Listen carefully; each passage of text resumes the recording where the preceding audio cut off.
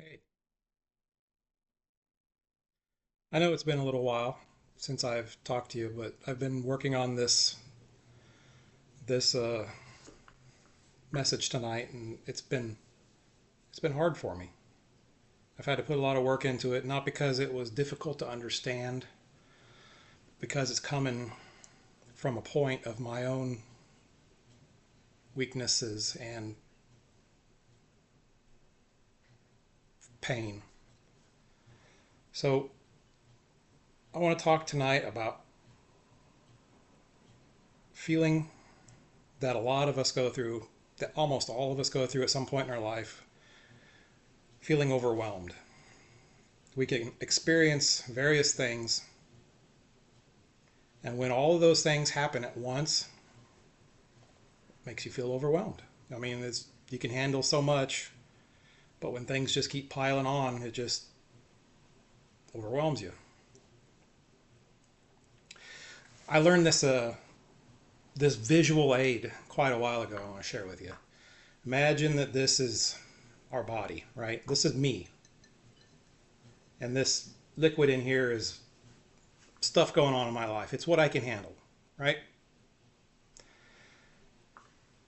And anytime something else happens, oh no, I had a someone that I love died. That's a big issue. The level goes up. And then something else happens. Oh, my work is really being hard on me, and I have all these things that I'm expected to do now while my friend just died. It's another big thing, right? Level goes up. And then you realize, oh, I have I have these mental health challenges, and today is not a good day. Today I've been struggling hard with some of my mental health challenges. That's another rock. Put that in there. Level goes up. And then you're doing your best to make it. Level's getting up there. You're not quite at your breaking point, but you're getting overwhelmed. And then you get home and car breaks down on the way home, and there isn't anybody to help you, so you got to walk home. And then when you get home, your dog has crapped all over the living room floor. Something else happens. You got another pretty big log going on here, and your cup is up to its limit. There's not a whole lot of room left for you to take anything else. You can't. You're overwhelmed right now. I'm done. You're thinking to yourself, I can't take anymore. And if anything more happens, overflows right over the edge. What happens when you overflow is that bad stuff happens. That's when you get to the point where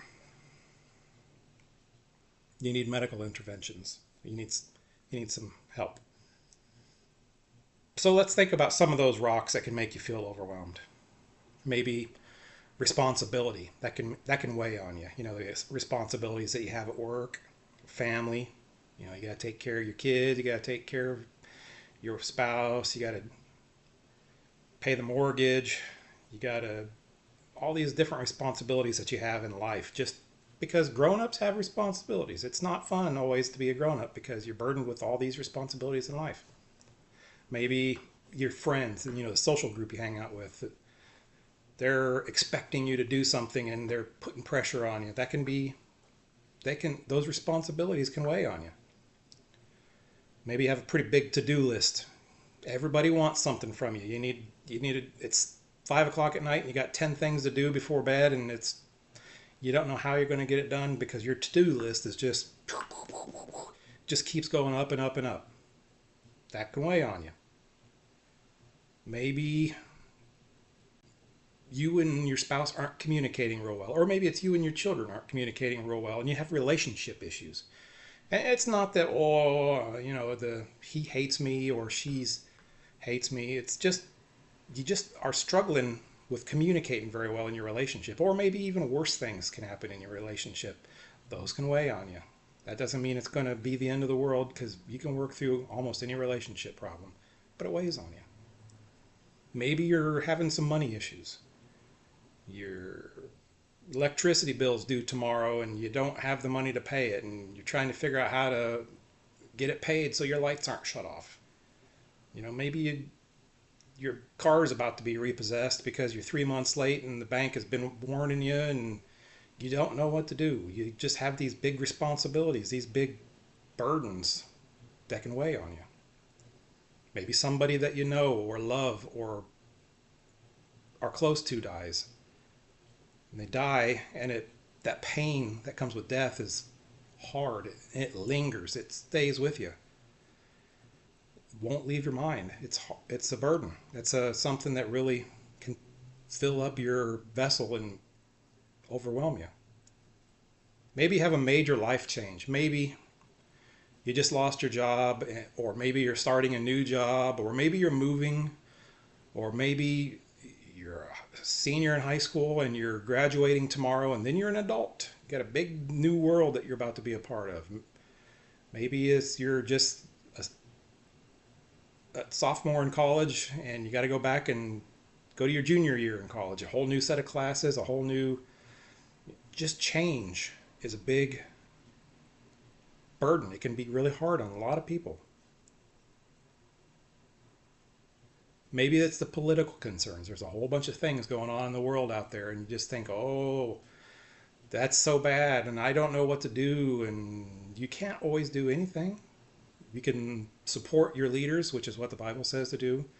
But the political environment that's going on in the world is difficult to watch, to live in. It's difficult.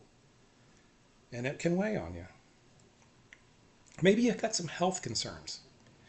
Maybe your loved ones have health concerns. Maybe your friends have health concerns. Somebody that you know at work. And when your spouse, your loved ones, your friends, your acquaintances, when they have health concerns, it can wear on you because you're worried. You don't know what's going to happen next. You are in pain. You don't feel good. They don't feel good. You have to deal with all these things. And when you have health concerns or are around somebody with health concerns, it's hard to deal with. It can really, really wear you down. Maybe you've got some mental health traumas, things that trigger you, like a past trauma, like you were in Afghanistan and you saw some pretty bad stuff, or you are worried about something and you can't shake the worry, or maybe you're afraid of something. Maybe you have PTSD, maybe you got depression, ADHD, maybe you're struggling because you're autistic and you get overwhelmed with the sensations around you.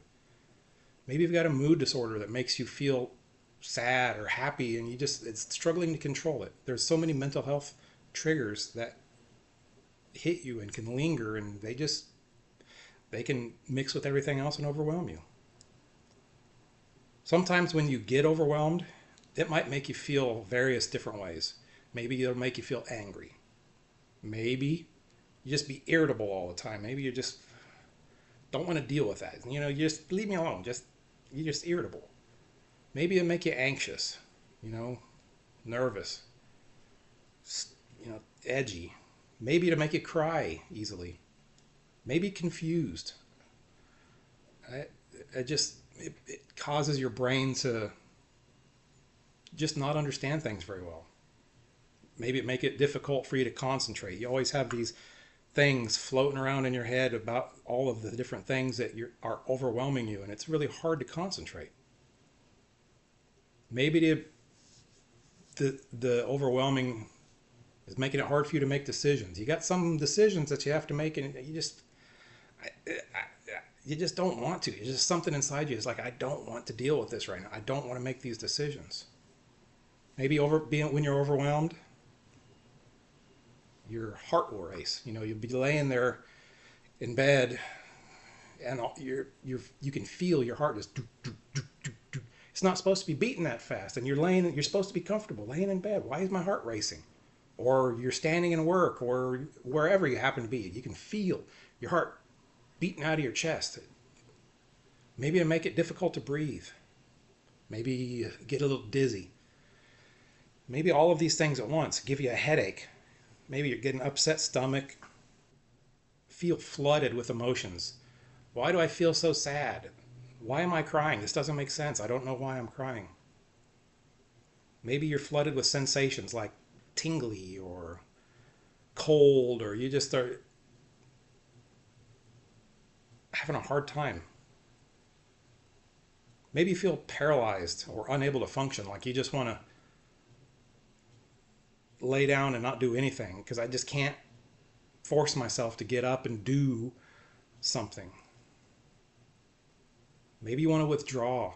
Just go find a dark corner, crawl into it, and pull a blanket over you and not do anything. Maybe you feel real pessimistic. Sometimes you can have irrational thoughts. You know, the enemy, the devil, uses these irrational thoughts to confuse you. You know, like my mortgage is due tomorrow and I don't have the money to pay for it. Maybe if I sold a kidney, and you actually think to yourself, I bet I could find somebody to buy this kidney. I got a good kidney right here on my side. I bet that's not really an option. But your brain's thinking, well, I could do that. Or maybe your loved one is upset with you. That's one of the things that can cause overwhelming. Maybe your loved one's upset with you, and you think to yourself, maybe they would be better off if I was just dead. That's not true. That's an irrational thought. They wouldn't be better off if you were dead. That's irrational. Or maybe you overreact to things. Maybe you're feeling overwhelmed and all of a sudden somebody says, hey, I need you to clock out of work by 5, and you were planning on staying to 6, and you just freak out like it's the end of the world. Who cares? Go ahead and clock out at 5. Go home and spend some time with your family. It's not the end of the world. Some things become a mountain when they're only a molehill when you're overwhelmed because you overreact to things. And that's normal. So when you feel these things and your cup is getting full, like that demonstration, cup's full, up to the brim, a lot of times that's called life. Eventually, everybody is going to feel overwhelmed because everybody's got things going on. Everybody's busy. Everybody has burdens in life. You know, it's just living. And under normal circumstances, people can deal with it. But sometimes when everything piles on, you just don't know what to do, and you might need help. So that's why I'm bringing this one to you today. I want to give you some words of wisdom that I've been through, because I've been through it. I've been there with you. I know what you're doing. I know how you're feeling. So I want to share a story from the Bible of something. There's somebody that I recently realized was feeling overwhelmed. You know, I've always known this story, and I've known that it was not a fun time, but I am putting 2 and 2 together about how overwhelming it must have been. So let's think about Jesus' last 8 days before he died, and how overwhelming that time must have been. Like, first of all, think about it. 8 days, he knows in 8 days I'm going to be dead. That burden right there. I mean, if you knew you had 8 days to live, how would that last 8 days feel to you? That would probably be a constant overwhelming. I don't know what would happen in my own mind if I knew I had absolutely 8 days left and then I was gone. You know, the clock is ticking. He knew that was coming up. So let's see how he spent his last 8 days. First off, he lost one of his very close friends. Lazarus died. So he's already got the burden of knowing 8 days from now I'm going to be dead.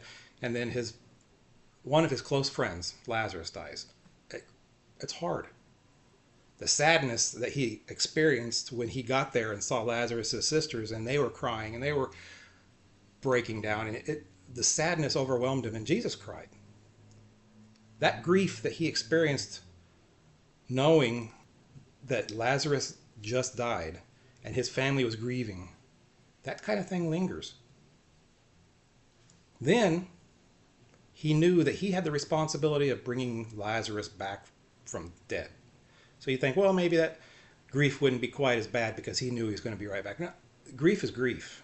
When you're around somebody that's grieving, their grief gets you too.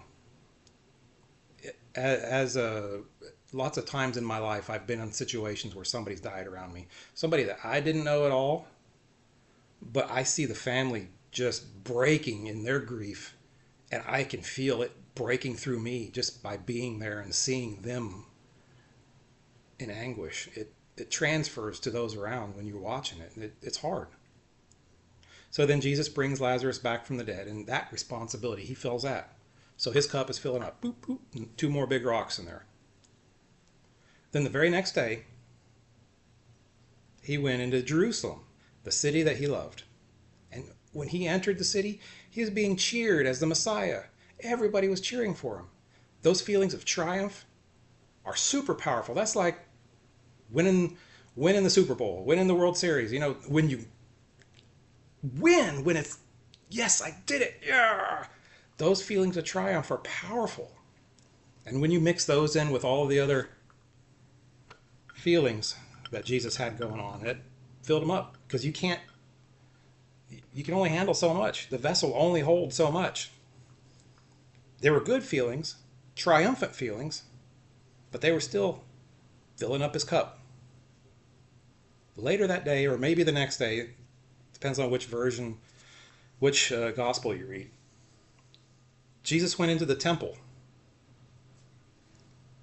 and he saw how bad the people, his people, were disrespecting and degrading it, selling things, and just, they weren't treating it with the respect that they needed to be treated, and it made him mad, really mad. Those emotions, those anger emotions, big rock right in his vessel, I mean, his levels went whoosh. When he saw that, he took a whip and was driving people out of there. He kind of broke with his anger right there and was just steaming. It was righteous anger, but it was still anger, and it still filled up his cup some more. So his cup is getting pretty far up there, close to the brim. Then, shortly after that, he was eating dinner with his friends. They were celebrating Passover. And at dinner, one of his close friends sold him out to the authorities.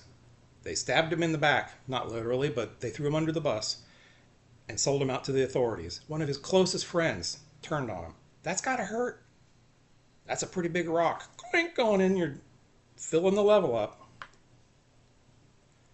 Jesus knew all of this was going to happen, but it still hurts. He was human as much as he was God, and it hurts when a friend betrays you. So he took 3 of his closest friends, and they went to the garden to pray. Jesus' cup was pretty close to overflowing. He was praying hard.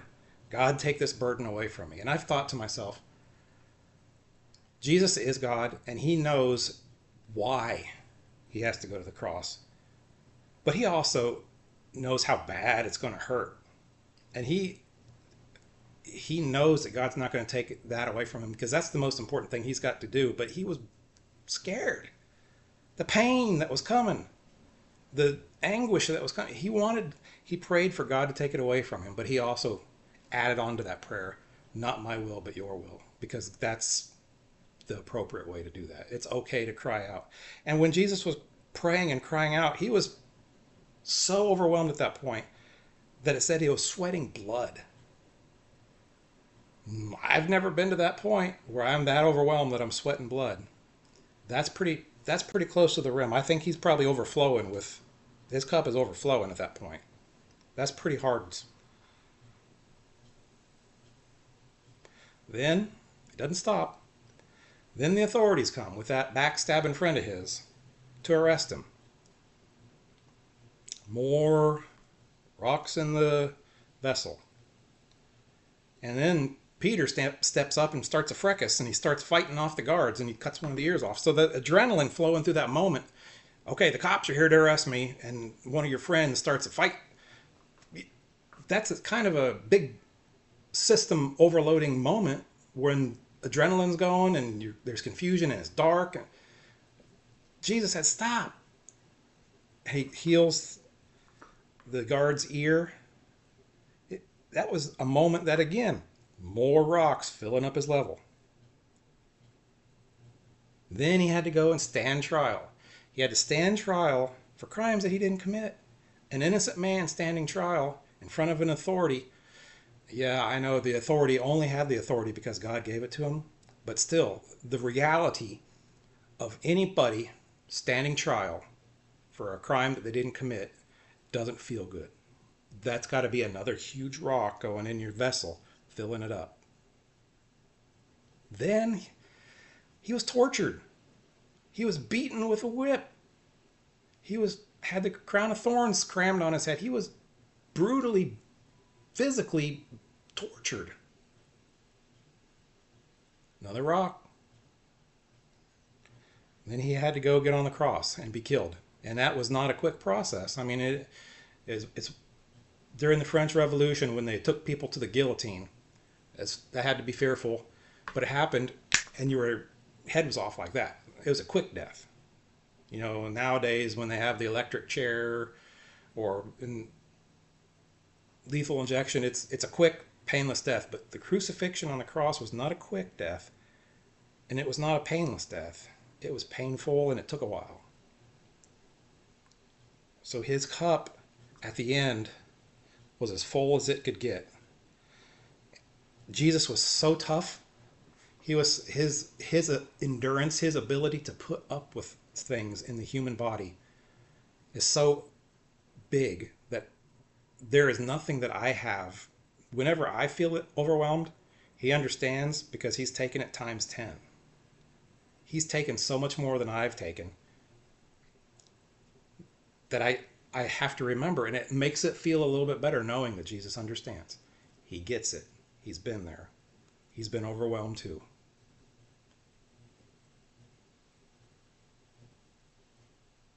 So if you think about it, with Jesus understanding what it feels like to be overwhelmed, you have to understand also on the other side, our enemy, the devil, knows what being overwhelmed does to us. And he knows what we're susceptible to, what buttons we have that he can push that will make us feel overwhelmed. And he takes advantage of that. He stirs the pot in us every single time he can. He sees our cup getting like this, and he just takes a big spoon and stirs it up just to stir the waters up and make it even worse. Oh, good thing we got an enemy that hates us, because he loves stirring that pot. He likes to send all those irrational thoughts. He likes to watch us overreact, and then he pokes those buttons and makes our overreaction even worse with irrational thoughts, throwing those flaming arrows at our heads so that we don't think straight, so that we think the worst all the time. Our minds are constantly flooded with thoughts. He doesn't let us calm our brains down. He makes it worse just by stirring it around. So when the devil pushes those buttons, we really need a way to break that cycle. We need a way to deal with being overwhelmed so that we can lower those levels of water back down. We still have the burdens and we still have the responsibilities, but we got to be able to open the dam and let the waters flow down a little bit so that we're not to overflow levels. So let me read from Ephesians here, and I'll tell you some more about how we can do that. In Ephesians it says, "For our struggles are not against flesh and blood, but against the rulers, against the authorities, against the dark powers of the world, the spiritual forces of evil." When we feel overwhelmed, that's who our real enemy is. Therefore, we need to put on the full armor of God, so that when that day of evil comes, you may be able to stand your ground. And after you've done everything to stand firm with the belt of truth buckled around our waist. That's a huge one. When you are feeling overwhelmed, to have that belt of truth buckled in place. Take the helmet of salvation and the sword of the Spirit, which is the Word of God, and pray in the Spirit on all occasions with all kinds of prayers and requests. With this in mind, be alert and always keep on praying for all the Lord's peoples. That's from Ephesians 6:12 through 18. That gives us the framework of some things that we can do. Let me share with you how I've done it. So, a little bit about my story, about why I get overwhelmed and some of my buttons. And I don't like talking about this. This is one of the things that when we had the small groups, when this Broken 242 group was meeting in small groups, 2 or 3 people, I didn't like talking about it then, but it's easier to do. And I am alone sitting here recording this right now, but I still feel like once I let it out, it's going to hurt. And so my whole life I've always wanted to help people. That was, I don't know why, but that's always been in my heart, that I want to help people. So I joined the Army right out of high school so I could help people. I didn't join the Army. When I was a kid, I wanted to be in the Army because I wanted to be like Rambo, or I wanted to be, one of the guys that was basically an infantryman, one of the guys that went out and got the bad guys. But once I grew up, I realized that while that is necessary, a better course for me in the military is as a chaplain assistant, because my job there is to protect the chaplain. The chaplain doesn't carry a weapon, but I do. He's not a combatant according to the Geneva Convention, but I am a combatant. But my combat is protecting him and those people who are going to church. It's my job to protect the pastor and the flock that's going to church to come close to God. So that's how I served in the military, by protecting the pastor and the flock. When the pastor and the flock were helping the infantrymen and the Rambos and the Green Berets and all those people that were doing whatever they were doing to serve our country, I was serving them by protecting that. What I started off helping people with. But then I saw my brother became a fireman and an EMT, and I saw, well, that is an awesome way to really help people, and I want to do that. I want to be like my big brother and help people. So I joined the fire department,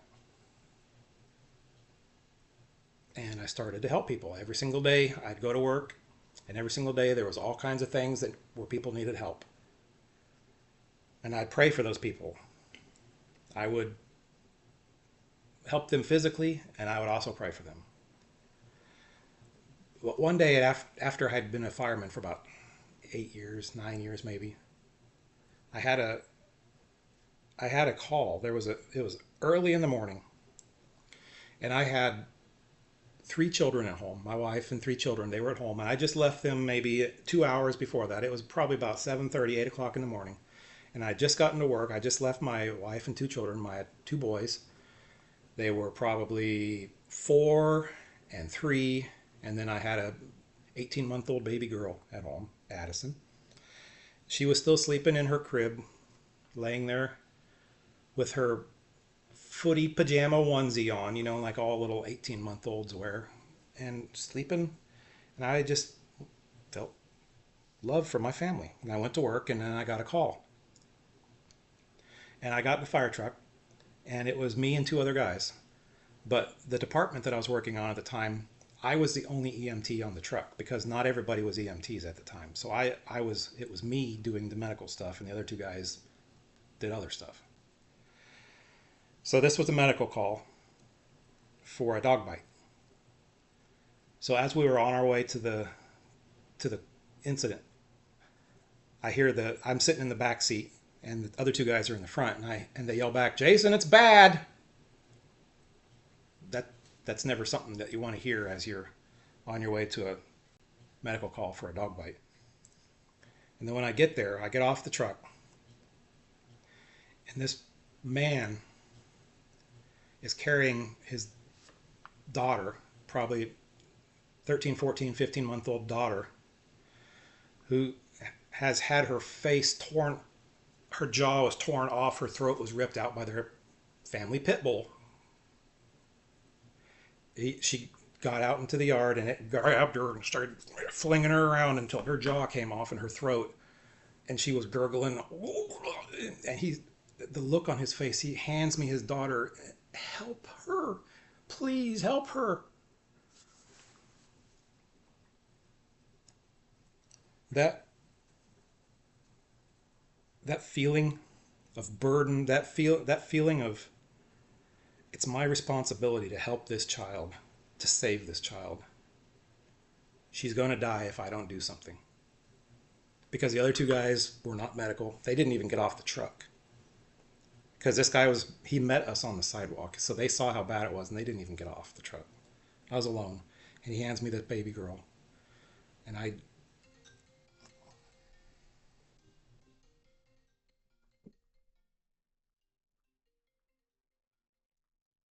fire station.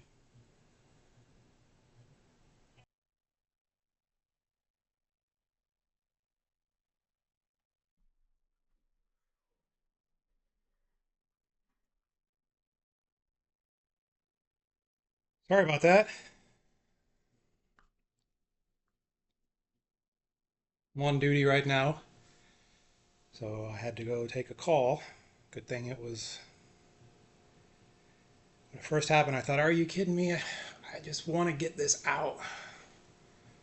But I was, I'm thankful for the break now because it gave me a minute to catch my breath before I finish my story. So this dad hands me this 18-month-old girl begging me to save her life. And remember, 2 hours ago, I was kissing my 18-month-old daughter, who this baby could have been that. I mean, they were the same size. They were saying both wearing footy pajamas. They both had blonde hair. So it was relating in the back of my mind, and it was hitting me. So my training kicks in, and I think, okay, first thing I have to do is make sure this child has an airway and is breathing because that will be what stops the heart. So I got to take care of that first. Except there was no airway because there was no lower jaw, throat was torn out, so the airway ended about right here. And I didn't know how to get air in and out of the child because I have a bag that has a pocket mask like thing on it, and you're supposed to put it over their face like this and squeeze it in order to get breath in and out, in and out, in and out. I got little airway adjuncts that go in the mouth, keep your airway open. But she didn't have a mouth, so I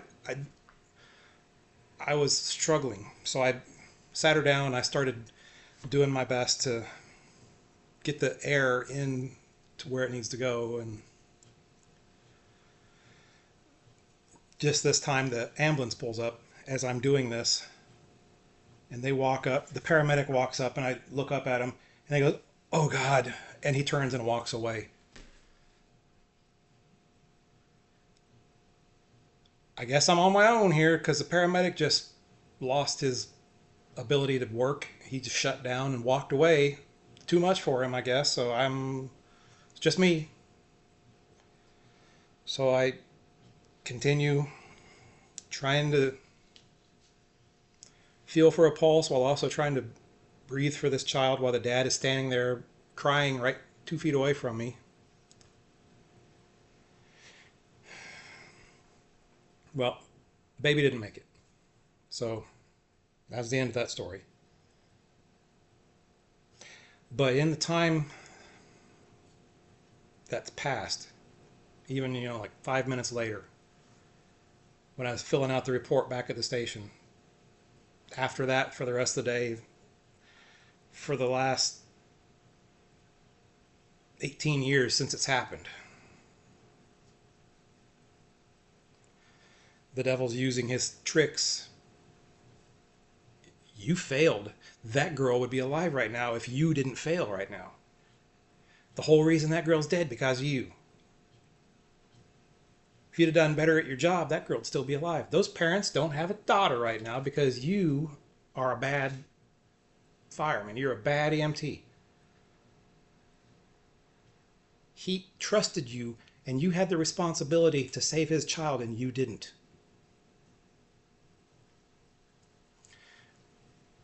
I know the truth. I know the truth is if that dad handed his daughter, to a trauma surgeon on that sidewalk, she still wouldn't have made it. The damage was too bad. There was nothing that a trauma surgeon could have done for that child. So I didn't fail. I know that's true. But those thoughts won't go away. They keep coming back and they hurt every single time. And I keep feeling all of the swirling emotion and the fear and the pain from that moment. Every single time the enemy pulls his bow back and shoots that flaming arrow at me and it hits me in the side of the head. That girl would be alive right now if you didn't fail her. And that was a toehold for the enemy. There's been lots of calls since then, lots of opportunities. I still like helping people. But now I'm plagued with the enemy telling me how I'm failing everybody. Anytime I'm not able to help somebody the way that they wanted me to help them, I'm a failure. You failed. You had the responsibility to do something and you failed at it.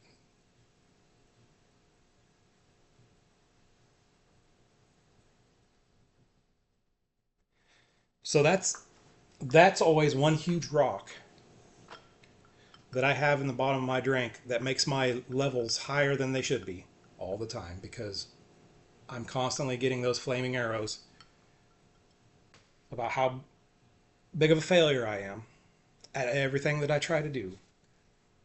And I know the truth. The truth is it's not true. And every time I focus on that truth, it makes the level in the cup go down a little bit. But then he fires 3 more arrows about new things in my life and the level goes right back up. And then I look at the truth. I did my best. Nobody could have done better. I didn't fail. I tried. Nobody else tried. That paramedic didn't try. He just walked away. I tried. I didn't fail. So I have to focus on the truth, and that helps the level go down in my cup a little bit. But then when I have that cup that's fuller than it should be because of the traumas, and that's not the only trauma that I've had in my 28 years of being a fireman and my time in the Army and my time helping people and failing and my time, that's not the only trauma that I've had. So I got all those in there. The devil likes to throw those flaming arrows at me, and that makes my water a little bit higher, and he likes to stir it up and get it flowing, and then there's a lot of times that I've got a to-do list longer than I can do in a normal person's lifetime, and people still ask for my help because I'm good at helping people. I'm good at listening to people. I'm good at not judging people. So people come to me when they need help. And I try to help them. And I know, and I focus on the truths, that I did my best. So let me tell you about some of the ways that I've found that helps when my levels get to the top. First thing you got to do is just breathe. I know that when I'm right in the midst of a difficult spiral, because all those stones are filling up my level and the devil's stirring the pot so I'm spiraling, I got to just take a second and breathe. Deep breaths help. There's a trick called box breathing, where you breathe in for 3 seconds, focus on breathing in, hold it for 3 seconds, let it out for 3 seconds, focus on letting it out, hold your breath out for 3 seconds, and then let it back. So you're breathing in, holding it, breathing out, holding it, breathing in, holding it. So that's why I call it box breathing. So doing that for like 3 or 4 times can help me bring the level down just a little bit. So it calms my mind just a little bit. Because what I'm doing is I'm buckling on that belt of truth that God told me in the armor of God. And I have to, while I'm doing those things, I have to remember truths I use the sword of the Spirit, which is the Word of God, and I remember some truths from the Bible. They might not always apply at that moment, but they are truths, and they do reassure me of a lot of things. So I'll be doing my breathing, thinking to myself, God will never leave me. That's truth. I can do all things through Christ who strengthens me. That's a truth. So even though I got a lot to do, I can do all things through Christ. This is hurting. I'm struggling. This is not fun. And then I think of this truth. God's grace is sufficient. That's what he told Paul when he asked him to take the thorn out. God's grace is sufficient for me. So he will get me through. And I remember the next one, that there is a season for everything. That means that this isn't going to last forever. The thing that, the minute that I'm feeling overwhelmed, it's not going to last forever. There's a season for everything. Things come and things go. Got to remember the truths. You failed. No, truth, I did not fail. I tried. I showed up. I did my best. I stepped into the gap. I did what nobody else was willing to do. And I helped. And if the results aren't what they're supposed to be, then it's God's will. I did my best. I have to hang on to that shield of faith, because that's what extinguishes those fiery darts that the enemy's shooting at me. I have to hide behind it. You failed. No, I have faith that I did not fail. I did my best. And side note, sometimes I do fail.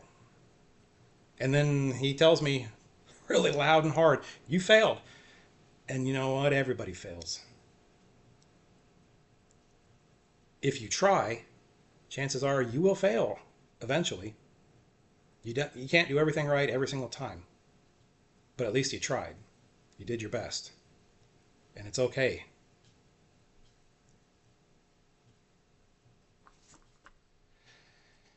And then you have to remember some things while you're doing that breathing part and hanging on to the belt of truth.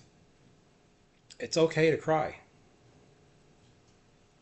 Lots of people, lots of men, lots of grown-ups don't want to cry. They feel like they're weak and failing if they're crying. And when you find yourself overwhelmed, those emotions are pretty strong flowing around inside of you. And if some tears come out, it's okay. It's not the end of the world. That's Jesus cried when he was feeling emotions from his friend Lazarus dying. It happens. It's the way our bodies are built. That's how we deal with the emotions that swirl. It's okay to feel like that. I also have to remember that it's okay to need help. If you're feeling overwhelmed, that means that you got a lot on your shoulders. It's okay to ask for help, to say, I can't do this alone. Because if you've watched any of my other videos, they're all about you're not alone in this. You have somebody out there will stand beside you. Somebody out there will do this with you. You're not alone, and it's okay to ask for help. The next thing that I do to help when I'm really overwhelmed is you kind of got to dump in your mind, or dump on paper, or dump to somebody what all is overwhelming you. What are the issues? What are the problems that's making you feel overwhelmed? My car had a flat tire. Okay, can you do anything about that? Change the tire, maybe fix the tire, but it happened. What else? Well, I don't feel good. Okay, sometimes people don't feel good. Is there something you can do about it? Can you take some Pepto when you get home? Go through, and the enemy likes to let that swirl like you're overwhelmed with too many things, but just start making a list and identifying everything that's overwhelming you. Can you do something about it? What is the truth in that situation? Are you really a failure for letting that girl die? What are the issues with each thing? Think them through. Identify the truth. Identify what you can do. Pray about it. That's the next thing. When you're going through your list and you're identifying the things that are overwhelming you, pray to God. Tell God initially, God, I know that you are trustworthy. I know that you can help me. I know that you love me despite all my flaws. I know I'm not alone in this. Help me. I feel overwhelmed because I have this situation at work where two people are fighting and I'm stuck in the middle and I don't know what to do. Help me, God. I don't know what to do. Either help me to know what to do or work in them so that they're not fighting anymore, because I don't know what to do. Give me the solution. Turn that over to God in prayer. Because you're in a place, let's just say that was one of the things that is overwhelming you, is stuck in between two friends at work and you don't know what to do. There's nothing you can do about it. You have to have somebody else handle it, and that somebody else is God, because you're in a tight spot. Pray about these things that you can't do anything about. As you're dumping it out and you're going down your list of things that are causing you struggles, ask God to take the things that you can't handle. And if there are things that you can't handle because there's too many things to do in a 24-hour period, ask a friend for help. Or talk to the people that are requesting the things to be done in a 24-hour period and say, hey, I've got a scheduling conflict. Can I maybe push this back until tomorrow? People are gracious. And if they're not, then I guess you better move that first and then move something else around. Pray about it. Ask God for help. Ask a friend for help. When you've gone through your list of all the things that are causing you to be overwhelmed, and you've asked God to help, and you've asked a friend to help with those other things, and you still have a list of things that are needing to be done, take a knee. That's the next thing on the list. Take a break. Rest for as much as you might only be able to rest for 15 minutes, but sit down somewhere, close your eyes for 15 minutes, and just try to calm for 15 minutes. All throughout the scriptures, talking about Jesus' life and ministry, lots of places it says he got away to a remote place by himself, because that's where he prayed. That's where he decompressed. That's where he calmed himself, so that he emptied his cup down, so that he was able to make it through the next stuff that he's got to do. Rest is huge. When the prophet Elijah had just won the battle against the prophets of Baal and Carmel, when Ahab and Jezebel were after him, he ran away from his sidekick, his apprentice, and he went down and sat down underneath the broom tree because he wanted to die. He wanted to die. When your cup is all the way and it's overflowing, you've got nothing left. The only thing that keeps people who are overflowing going is hope. Hope in their God. Hope for tomorrow. Hope that this won't last forever. Hope is huge. And Elijah was spent. He was as overflowing as he could get. And he was tired. And he was suicidal, but he wasn't going to kill himself. What he wanted was to sit down underneath that tree and let God take him. He was done. He just wanted to be done. His hope was that God was going to take him. He wanted no more. He wanted to die, but he wanted God to take him. Well, what did God do? He let him rest. Let him sleep. Sent him an angel to give him something to eat and something to drink, and then let him go back to sleep and let him rest some more. And then he sent that angel back and said, all right, you've rested. Back to work. I got a job for you to do. And he sent him back into battle, back into doing his will. So rest is huge. When I'm in the middle of feeling overwhelmed and I start going through these steps, it's not a quick process. I don't get better within 5 minutes. Sometimes my levels start to come down as I'm doing these things, but I'm still highly stressed. I'm still spiraling. Sometimes I'm not better until after I've gone to bed that night and woke up the next morning. I need that sleep. I just buckle up and suck it up and finish what I have to do. knowing that when I go to sleep and I wake up in the morning, I might not be the greatest night's sleep, might be fitful, full of bad dreams, might be restless, but rest is huge. And usually when I wake up in the morning, I can tell that my overwhelm levels are down. I might not be healed, I might not be better, but I'm manageable at that point. I can get back to it and I can handle it again. Maybe I work on it that next night, that next day, and that next night, and I get better again. Sometimes it might take a couple days to feel better, but it does go down and it does get better. And remember, when you're going through this, remember, you have to remember you're not alone. That's one of the key things. Number 4 there on my list, ask for help. You're not alone. Remember that it says 2 are better than 1. A cord of 3 strands is not quickly broken. You can't do this alone. It's normal to feel overwhelmed. It's normal to have troubles and burdens and struggles in your life. But you don't have to do it alone. Reach out to somebody that'll walk through this with you. You might think to yourself, there isn't really anybody in my life that will walk through this with me. Reach out to me. Reach out to think back in your mind, somebody at some point or another said something about a local church that they went to. Just walk into that church and up to the pastor on duty and say, I need help.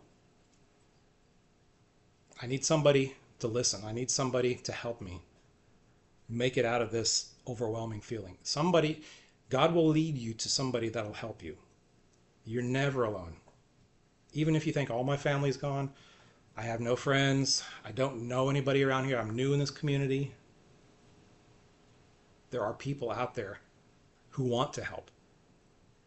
My whole life, remember, I want to help people. That has always been my thing. I want to help people. That's why I started this channel, these videos, because I want to help people. I want people to understand that you're not alone going through this, and you're not alone if you need help. Reach out to me. brokendaddy242@gmail.com. Send me an email. Give me a phone call. I'll call you. I'll answer. Or if I don't, leave a message. DM me. Leave me a message on here. You're not alone. You don't have to do this alone. Let me pray real quick. Heavenly Father, thank you for the help that you do bring to us. I know that none of us are alone in these struggles.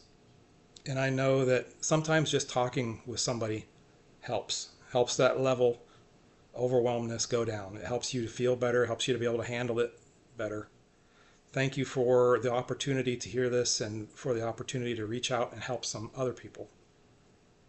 Bless everybody who hears this. Give them the tools that they need to make it through their own struggles. I ask this in Jesus' name. Amen. You're not alone.